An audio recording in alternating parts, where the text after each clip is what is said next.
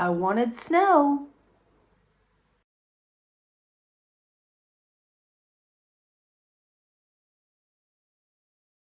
We got it.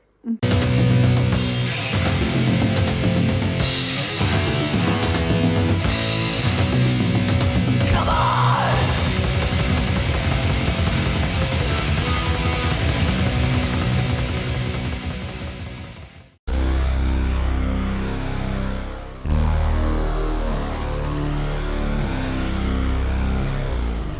Today I am sharing with you 10 movies that I like to throw on when it's snowing outside or when it's very wintry. Most of these are very snowy.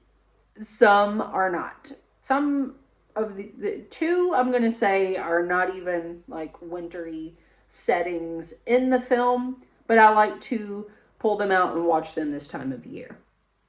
They are warm, cozy, comfort horror, and that's what this is all about. This is my list, and yeah. Before I begin, I'm going to tell you these are 10 movies in no particular order. And I have avoided the obvious, like adding John Carpenter's The Thing, or The Shining, or Chili Dogs. Yeah. These are all just horror that either no one really talks about or they're like underdogs, not chili dogs. First up, we have Cathy's Curse from 1977. This is a Canadian horror movie, so it is snow, snow, and more snow. So basically, the movie is about a man named George Gimble who returns to his childhood home, and he returns with his mentally unstable wife and their daughter, Cathy. He has not been back to the home since his childhood. His mother took him away, and his father, at the beginning of the movie, rushes into his sister's room and is like, your mom's a bitch, let's go drive at breakneck speeds on icy roads. And they die in a car fire because he's an idiot. Anyway, he returns to the house, and his dead sister, Cathy's dead aunt, possesses Cathy through means of an old doll that Cathy finds in the attic. Cathy ventures up to the attic, finds a portrait of her dead aunt, which this is the dead aunt, not Cathy. People die, people go crazy.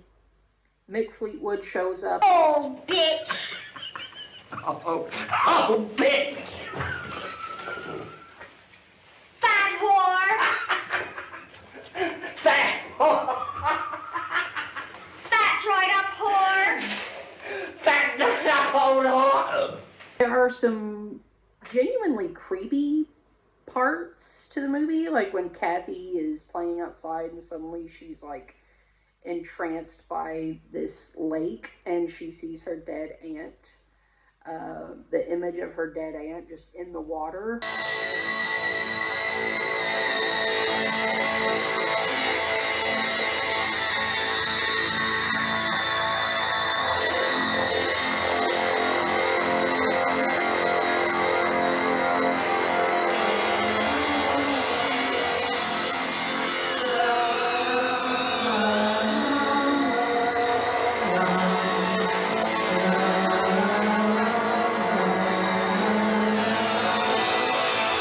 And she goes down into the water and almost drowns.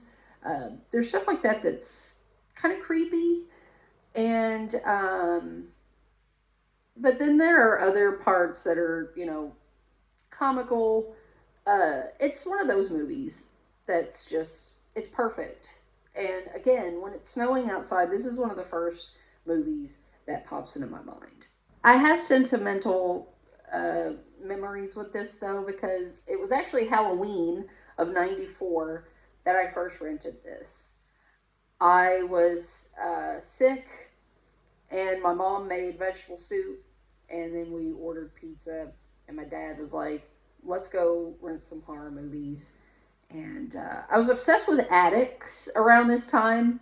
So we rented the movie The Attic and this because I looked on the back of the box, read that, first of all, the front of the box kind of looks attic-y.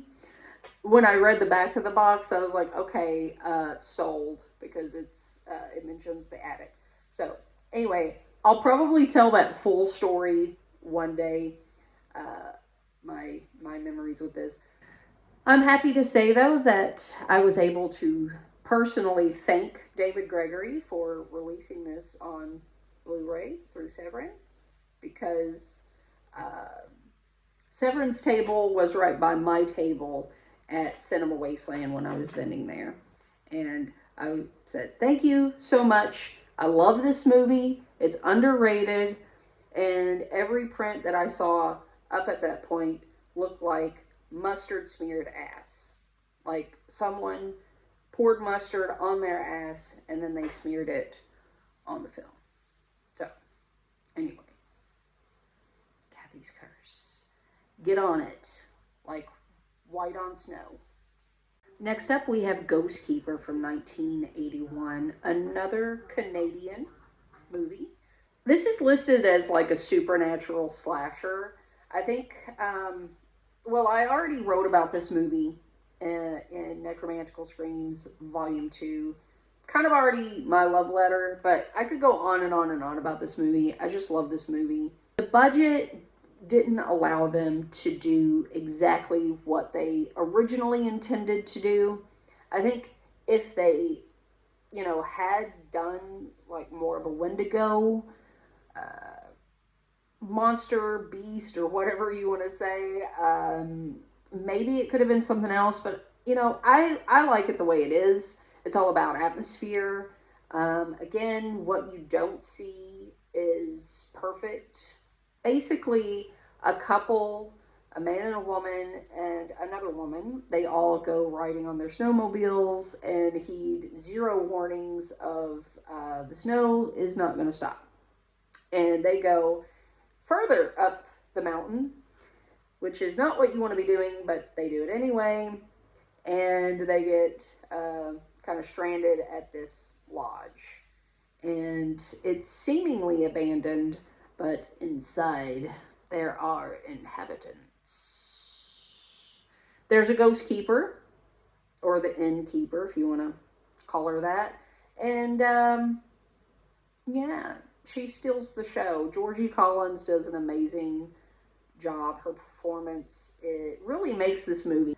There's a little Shining-esque elements to it, like, the caretaker, the ghost keeper, and, I don't want to spoil anything, but the way everything kind of unravels and unfolds, yeah, you can tell that there's a Shining-esque.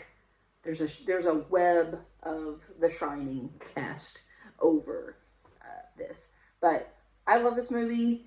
It was released recently through a partner label of Vinegar Syndromes called Canadian International Pictures. I went to look it up to see what was going on with it. It's already sold out.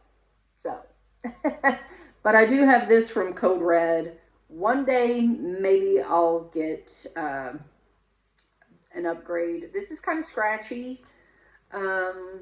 Honestly, I think that kind of adds to the charm. It adds to the film, like, it just, the warmth. Even though it's cold, because there's a lot of snow.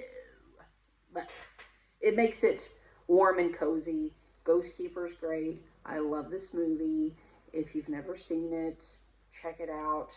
Again, a lot of people maybe complain that it's not fast-paced, and there's not a lot of, like, there's enough character development for me. Maybe to someone else, they'll complain about that. People complain about anything and everything. I love this movie, Ghostkeeper. It's all about atmosphere.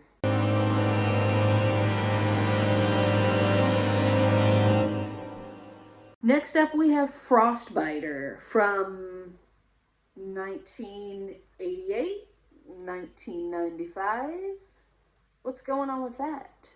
Let's find out. First off, there we go. Frostbiter. It's like a death metal demo. Frostbiter is the band. Wrath of the Wendigo is the album, or the demo title. Frostbiter with Wrath of the Wendigo. First song is Buried in Ice.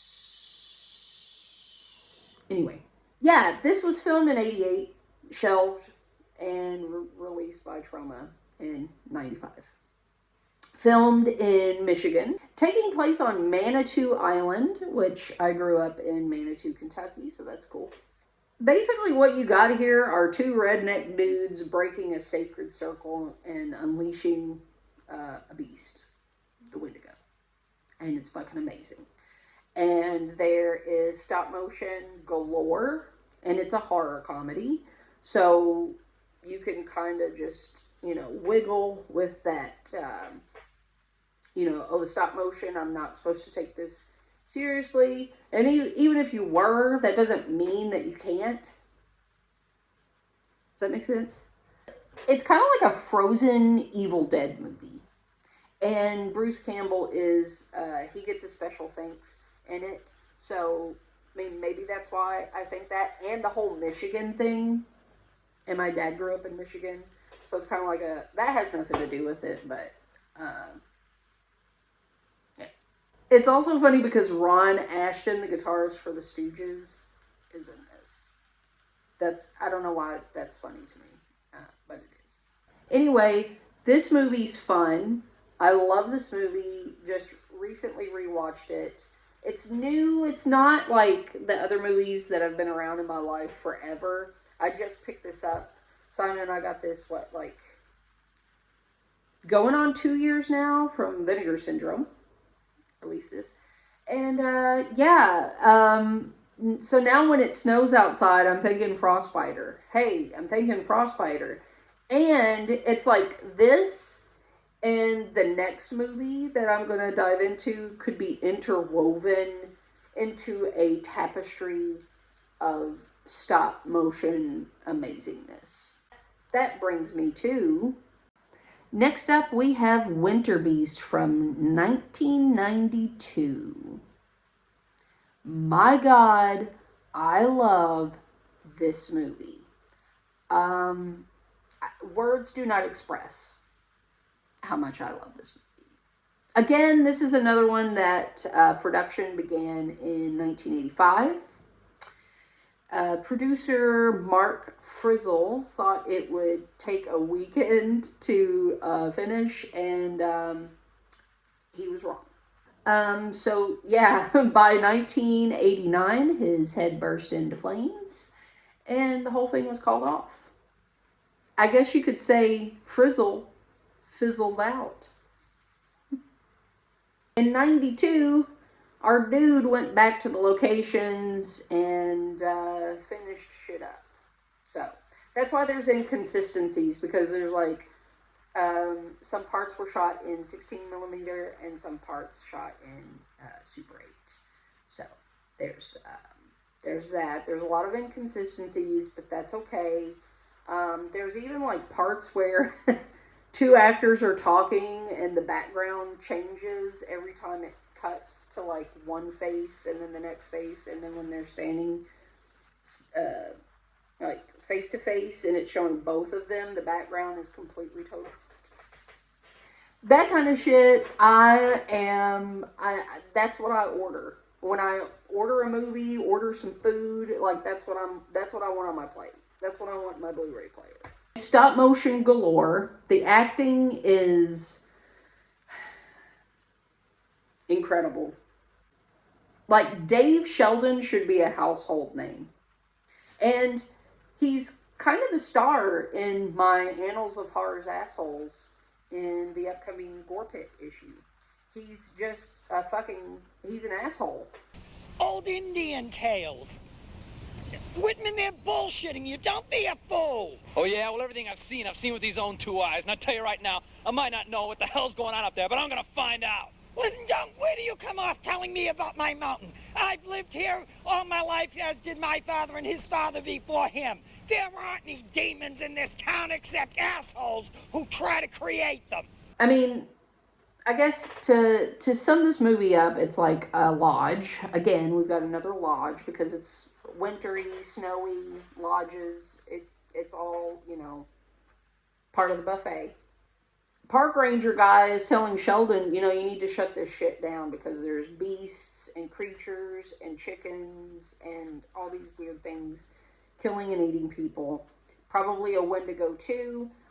We think that everything has been unleashed. There's even a penis in a box on the table in front of us, and we're not talking about it. Where'd this come from? Well, he said that it was given to him when he was very young, and that the history of it dates back to the earlier tribe. He said it was a work of a medicine man who had taken it from the body of a warrior who'd been killed by Chikura. So it was made as a charm to protect others. Yeah, but it could just be the tooth from any large animal, or maybe even somebody made it. Yeah, I thought of that, but I took it over to Jim Reed, you know, the taxidermist, and he said that, yes, it is definitely the tooth of some large animal. Another fun fact that I read on IMDb, the totem pole monster, which is, and the skeleton head that comes out of the guy's stomach, those were used in Dawkins' Burning Like a Flame video. So, yeah. Burning like a flaming asshole, am I right?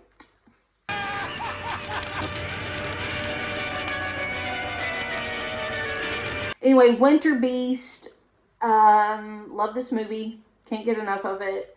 It was one of the first movies that Simon and I bonded over. And we show it to everybody.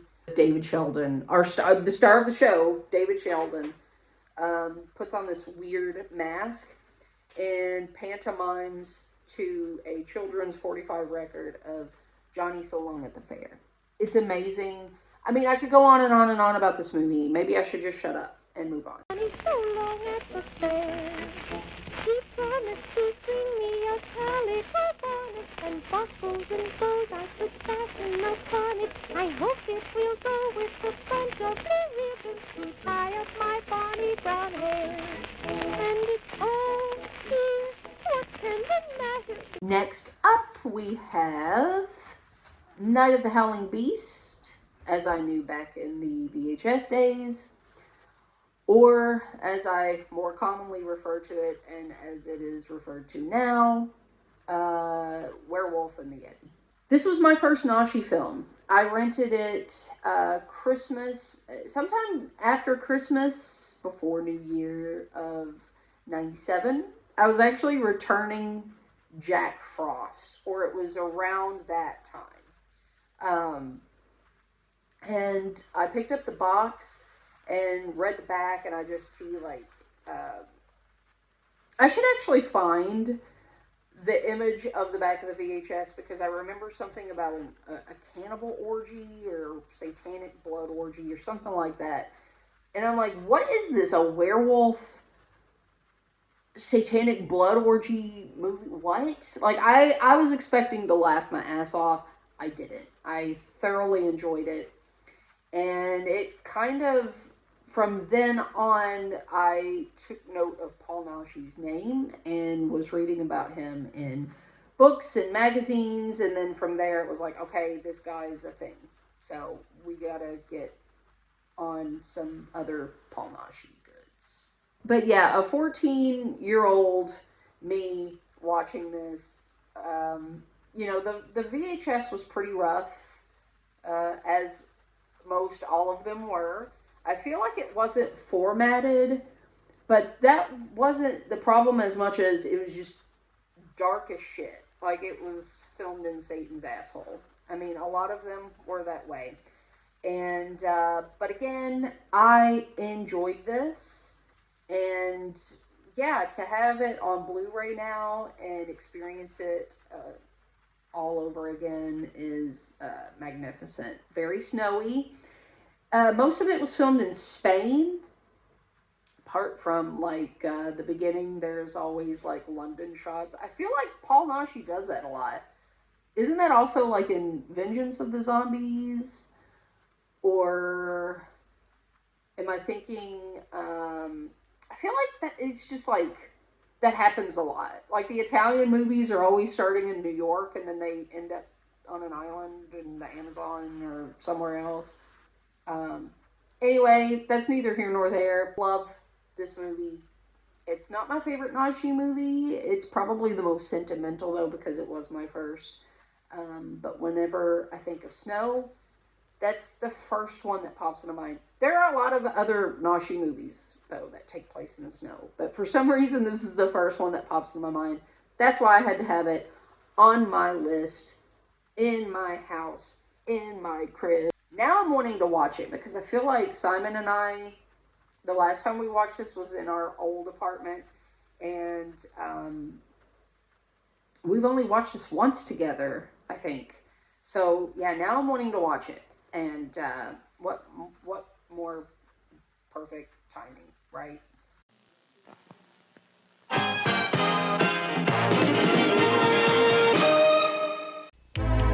Sweet dreams you can't resist.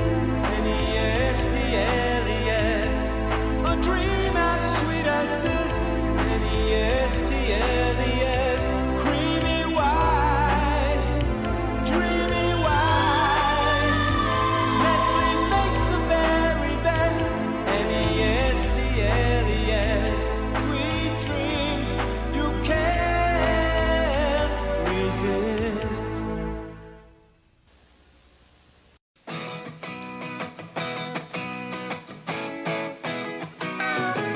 Get your steel shined up, grab a stick of juicy fruit. The taste is gonna move ya. Take a sniff, pull it out. The taste is gonna move you when you pop it in your mouth. Juicy fruit is gonna move ya. Your juice is soft, it gets right to ya.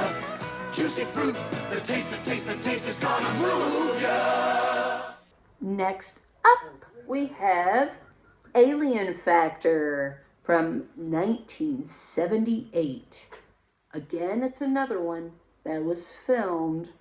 It was filmed in 1972, shelved, and because of that other movie, like, what, Star Wars?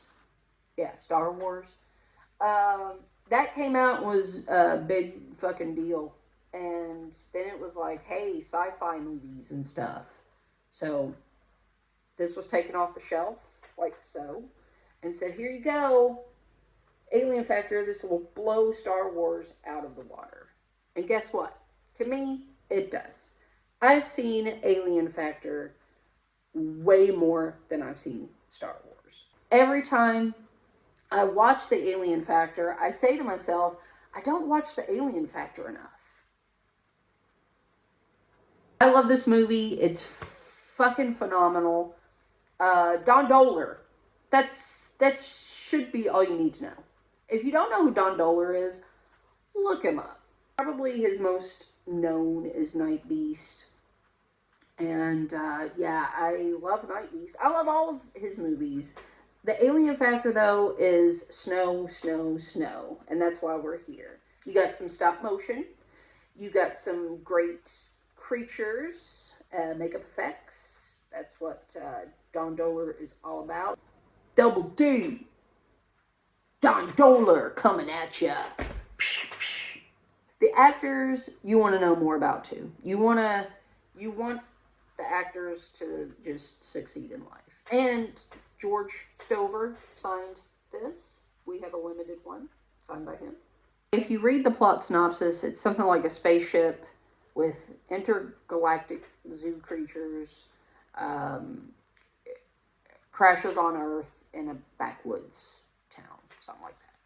It's just perfection, and you've seen some images, I'm sure, from this movie. Alien Factor. Know it, remember it, love it, worship it. Next up, we have Curtains from 1983. We're back in Canada, folks. And we got some familiar faces. Like, seriously. We have John Vernon, who is in Savage Streets and Killer Clowns from Outer Space. We have Samantha Eggar, who was in David Cronenberg's The Brood and Demonoid. And then we have Leslie Donaldson, who was in Happy Birthday to Me, Funeral Home, and Deadly Eyes. You also have Lynn Griffin, who is in Black Christmas. And I've actually watched Curtains and Black Christmas together, so I've had a Lynn Griffin marathon, a Griffinathon. Samantha Eggar plays Samantha, and John Vernon plays John Stryker, and he's a director, and she's an actress, and they're going to do a fantastic movie together. So fantastic that she's going to take up method acting and commit herself to an asylum. However, she shows up to his mansion where he is auditioning 6 other women for the role, and people start dying. The killer has a very creepy mask. Like, the 2 scenes that stand out to me, there are many, but the ones that I first think of, involve the doll in the middle of the road in the rain. The woman gets out of her car and is, like, looking at the doll. It's creepy. And then the other one is on a frozen lake, ice skating. So there's your snow. Curtains is fantastic. Also, go listen to Mortician's song about this called Audra. It is the album opener for Darkest Day of Horror. There's a riff in it that it's a total fucking earworm. It's an ear maggot. It gets stuck in and just gets in my brain, and it will repeat itself over and over and over if I think about it. And it's going to get stuck now. But that's great, because it's a great riff. And anyway, Curtains. Love it. Love it, love it, love it. It's another one that's really atmospheric. Totally atmospheric. Yeah. I love this movie. I enjoy it. And yeah, perfect with snow. Next up, we have Kolobos from 1999. I read about this in Fangoria, and it got the Fangoria seal of approval, which that really means nothing, but yeah. It had the seal of approval that caught my attention, so I read about it. Described it as if Dario Argento directed MTV's The Real World, because it was describing how the lighting in this was very lush, and it was very Dario-esque, and the soundtrack was like Suspiria and Inferno. Yeah, it lived up. It actually exceeded my expectations when I rented it as a new release. I rented it from a place called Blowout Video. Maybe it was Movie Gallery at that point. Actually, now that I think about it. It was in our Super Walmart before Super Walmarts just became Walmart in the late 90s. It was Blowout Video, and then Movie Gallery moved in. I'm glad I read about it, though, because going by the VHS cover, the VHS cover makes it look like it's something like Species or something. Like, it looks so fucking stupid. Like, I probably still would have rented it. Honestly, I rented anything and everything, so I probably still would have rented it. But this, like, going into it knowing that it was going to be good, and then again, it exceeded my expectations. Yeah. This was one of the first movies that inspired me while I was still with Evil Speak magazine to do my own zine off on the side. To do it like what Evil Speak was meant to be in the beginning. And yeah, this one and a movie called The Calling. But, because I knew these wouldn't be in Evil Speak ever. Yeah, this was filmed in Nebraska, which I was actually surprised about learning that. Because it looks like our Canadian fair. Anyway, a group of people go to a house, and like I said, it's going to be like the real world. They're going to be filmed, and just their lives and experiences shared, and on videotape. Before that happens, shit hits the fan, and they are locked inside this house. And I mean, big sheets of metal come down over the windows and everything. They are locked in this house with someone who is killing them. And the house is like booby-trapped. There are some great death scenes in this. I was happy when I looked up the trailer not too long ago. The comments are from people, really positive comments, that were like, I saw this when I was a kid, and it freaked me out. And, whoa, I finally found that movie that freaked me out. So, that's awesome. The kills are creative. There's a Silent Night, Deadly Night inspired deer antler kill that is amazing. And from top to bottom, this movie slays. And perfect mix of humor in this too, because one of the ladies coming to the house, she's an actress in low budget horror movies. The movies are called The Slaughterhouse Factor, and one of the other guys is like, how about a big cup of coffee? These movies are putting me to sleep. And she's like, how about a big cup of shut the fuck up, like that kind of shit. Anyway, Kolobos, I would love to see this movie get more love. It's amazing. I think it's underrated. Again, I was happy to see all the positive comments on the trailer, but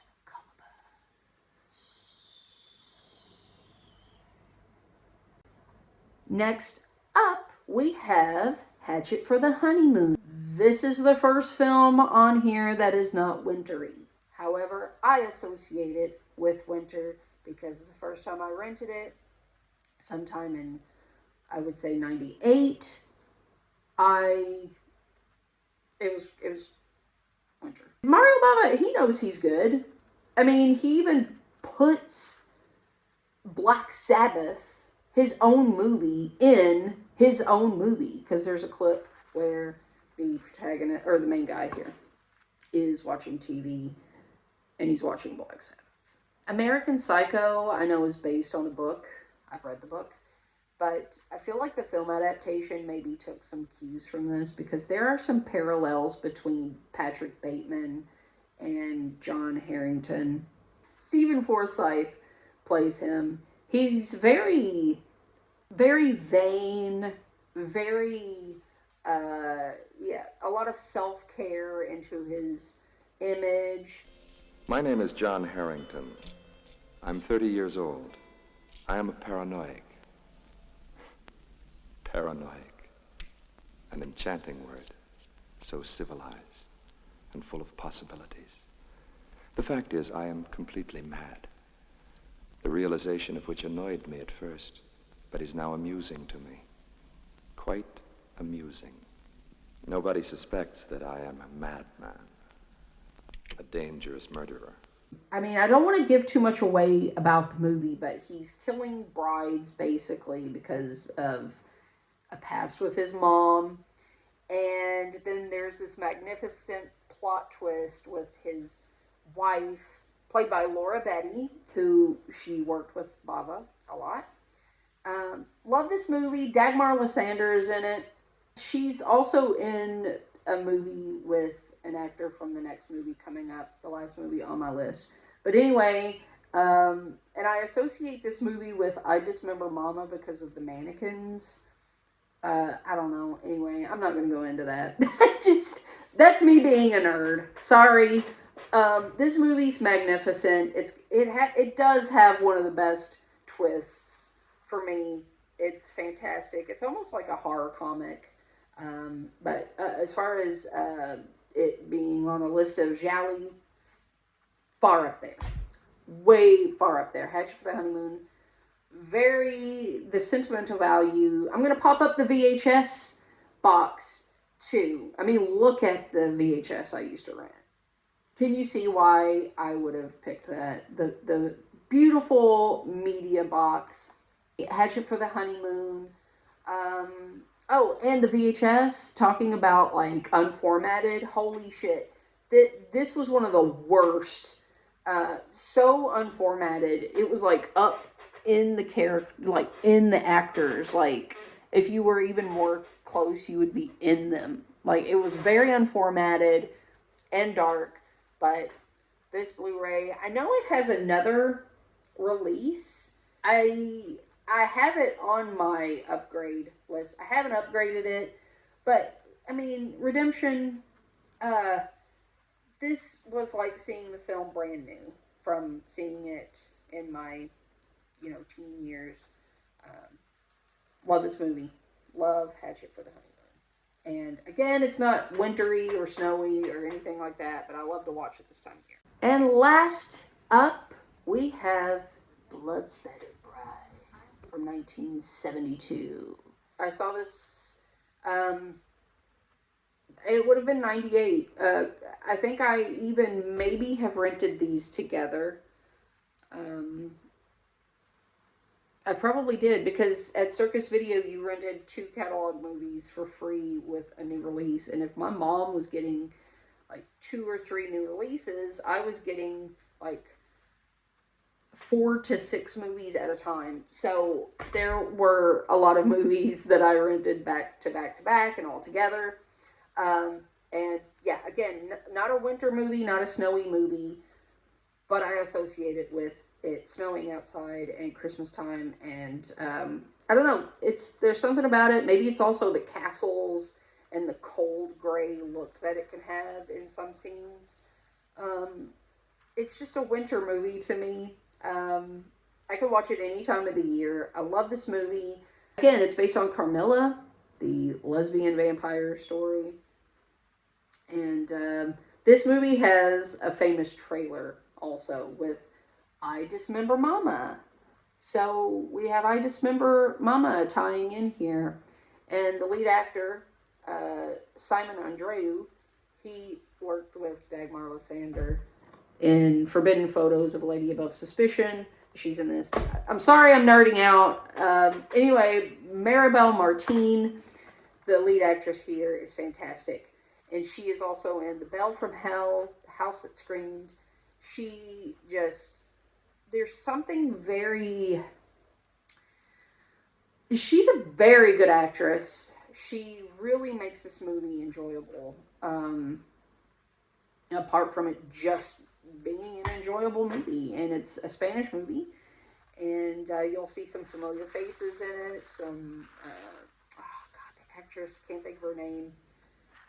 I'll pop it up on the screen. I'll look it up and pop it up on the screen. But she is in like Nashi movies, and she's in Candle for the Devil. She's in a lot of Spanish movies. Anyway, Bloodspattered Bride. Love this movie. I love the movie trailer. I'm done nerding out. I'm sorry that this is probably too long, but this is my stack. This is my stack of horror. Winter horror. And I hope you... Whoa, let's get it out of the... There we go. I hope you had a good time watching the video and enjoyed the video. Alright, that wasn't too bad. You are now dismissed.